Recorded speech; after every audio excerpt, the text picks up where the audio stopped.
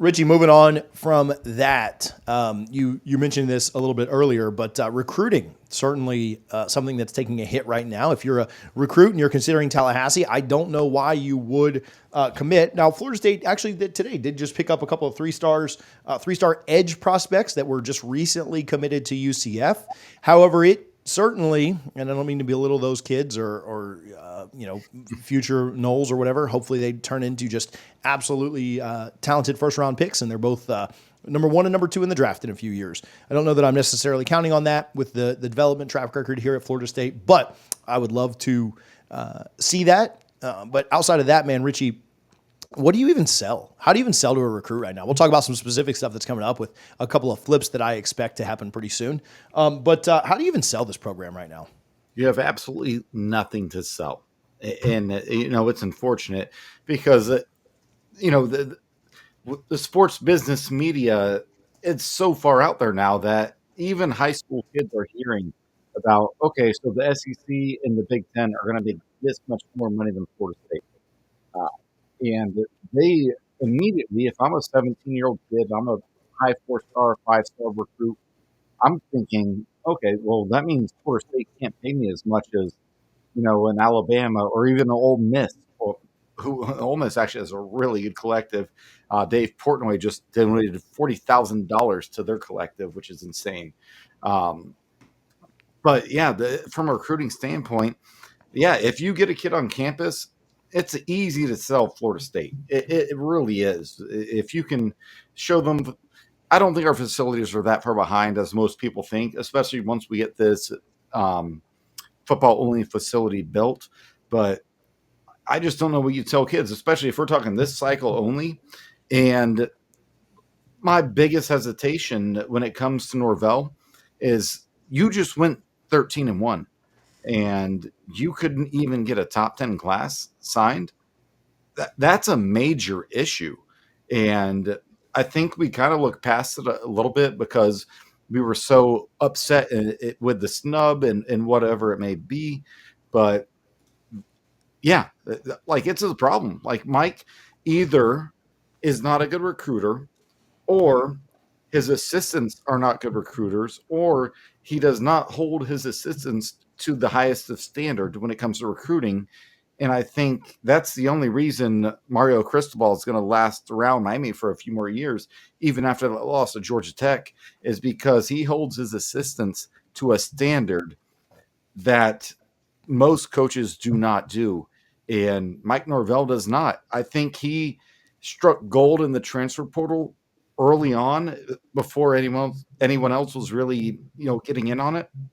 And he just whiffed this year entirely. Like I can't name a single transfer who's performed to the level of what we thought they would. Yeah.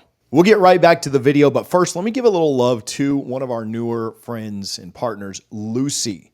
Now, recently, I was sent some Lucy pouches. I told you guys about them for a few videos in the past, but I ran out, and I figured, well, I'll just go buy some other stuff from the local convenience store. I tried several other products, and I just have to tell you, they all sucked. And I'm not just trying to cap for Lucy. They were awful. They were incredibly salty. They don't last very long. And the flavor just wasn't good. I tried several different brands. I tried several different products.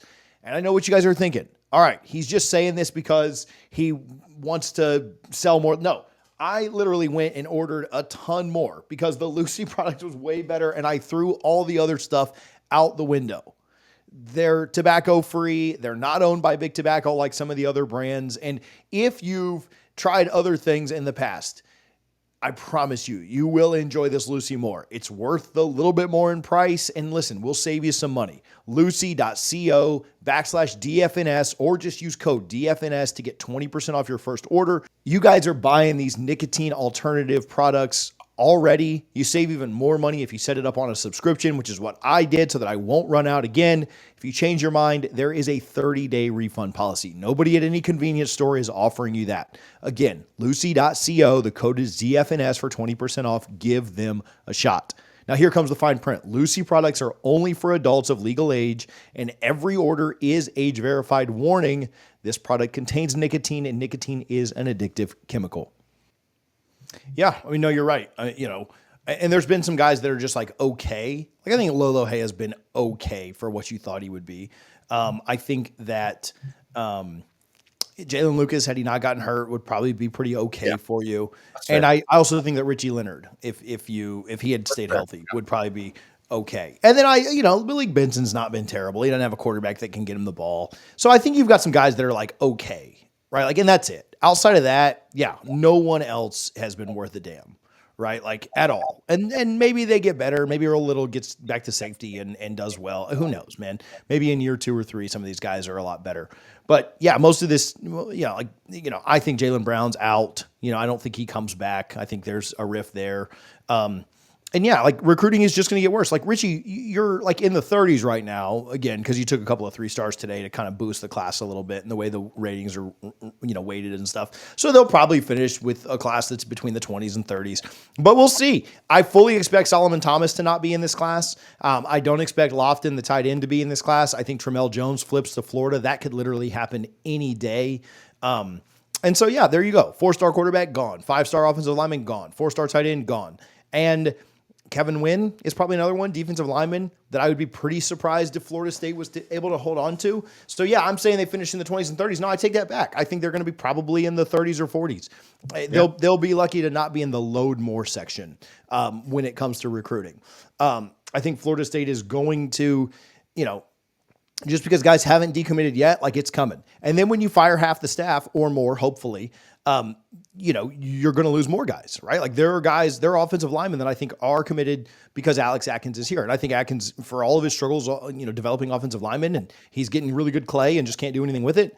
I think that there are guys that are going to decommit from that. And so, yeah, I think that, Florida State is in a desperate spot recruiting wise. And even with the double commit today, but stealing UCF stuff, like whatever. I don't think it's a good spot. And Richie, when you look at it from that perspective, you only get that like new hire coach bump once. And unfortunately for Norvell, he never got it because it was the COVID year, like just kind of unfortunate stuff went down his first year. He never really got that. He's never going to get that again. Even if you bring in new coaches who recruit better, it's still Florida State. Like you should still be able to pull in a top 15 class, like without even trying, maybe new recruiters can do that and can sell that. And you can obviously sell playing time. They've got good NIL with the battles in and stuff like that. But you're always going to be playing from behind the 8 ball. And to me, that's the biggest indictment on his tenure here, is that he never figured out recruiting. He never put the right emphasis on it. He never had accountability for it. He didn't get rid of coaches who absolutely sucked at it or just refused to do it.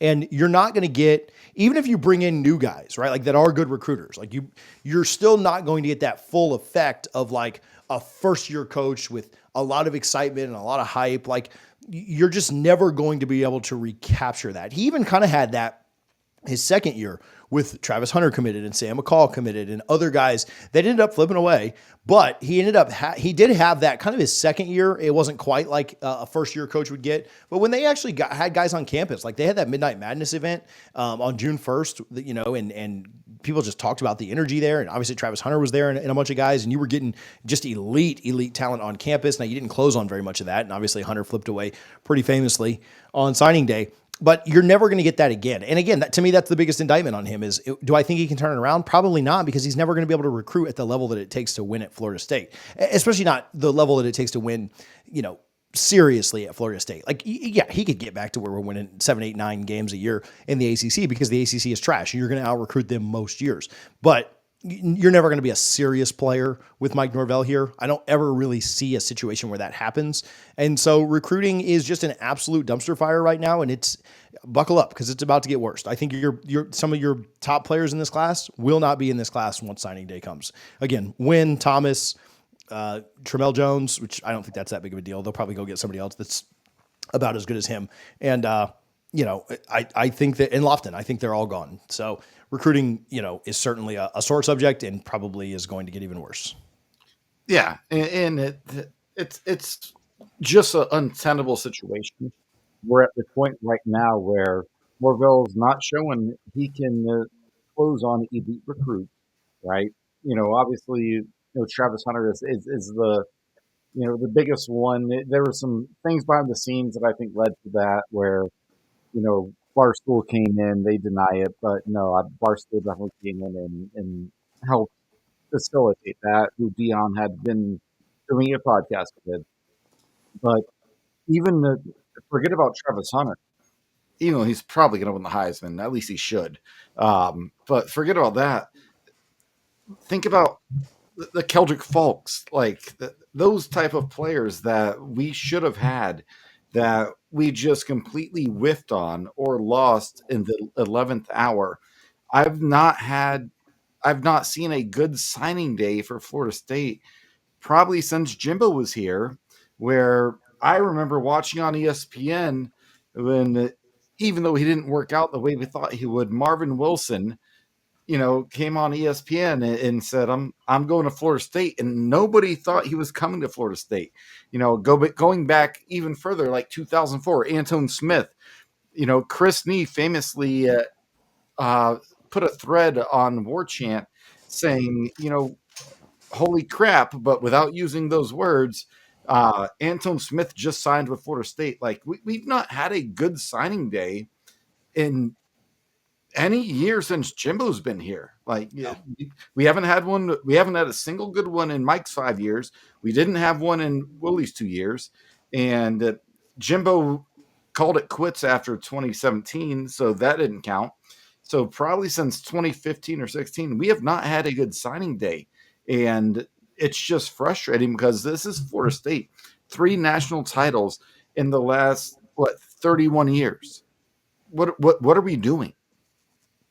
Yeah, they're not close, and it's so bad, Richie, that I'm literally, as we're on here right now, I just got a notification with a guy like tweeting me a picture of Jimbo. Like as bad as things got with Jimbo, like I think people would take him back in a heartbeat. Not necessarily the admin, not necessarily. I don't think Jimbo wants it, but yeah, like at least you'd get players. At least he would go out and get I players. think Jimbo with Alford, I think that would work out because Yeah. when you people don't realize this, and this is any job, any business, when you have a huge ego and you want nothing but the best, you respect those who will challenge you, but also have that same ego. And that's not a negative thing to say about Alford or Jimbo, but that's what high performing professionals think. And I think it means a lot because I know I challenge people at work all the time, but they respect me for it. And I think Jimbo and Alford could work. It's not going to happen. It never will. It just won't. But I do think you could bring in a personality like that, and things could work out. How crazy is it that we're talking about Jimbo Fisher at this point? And wanting that dumpster fire back, although certainly would take that dumpster fire over this one.